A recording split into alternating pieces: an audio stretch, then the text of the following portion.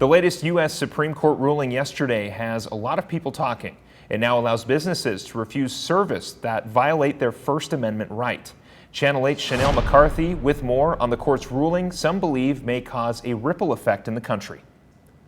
This week, the Supreme Court released rulings on several preeminent cases that many Americans awaited answers to, from the rejection of President Biden's student loan forgiveness program to its decision to overrule affirmative action.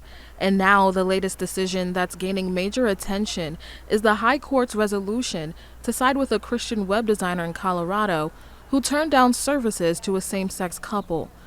The Supreme Court voted 6-3 Friday morning in favor of the web designer, ruling she did not have to perform services that infringed on her freedom of speech.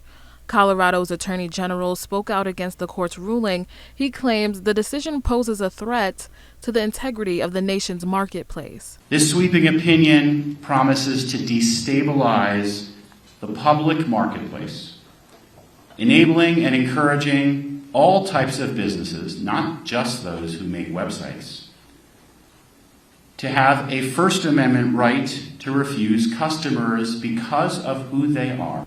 The Nebraska-Family-Alliance happens to be allies with the organization defending the Colorado web designer. NFA says this case wasn't about LGBTQ rights at all, rather freedom of expression. This was not about discrimination or refusing to serve people because of who they are. That's really complete fiction. This was about government-compelled speech. The Supreme Court simply reaffirmed that the government cannot force you to create or speak messages that you don't believe in. Grasz calls the court's ruling a free speech victory for all Americans. A point of contention among the majority and the dissent was whether or not the ruling would cause a domino effect in other businesses refusing services on the basis of freedom of speech.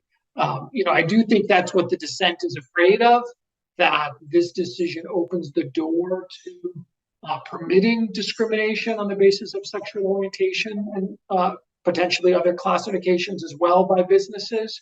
But at least as this ruling goes, there has to be a speech element.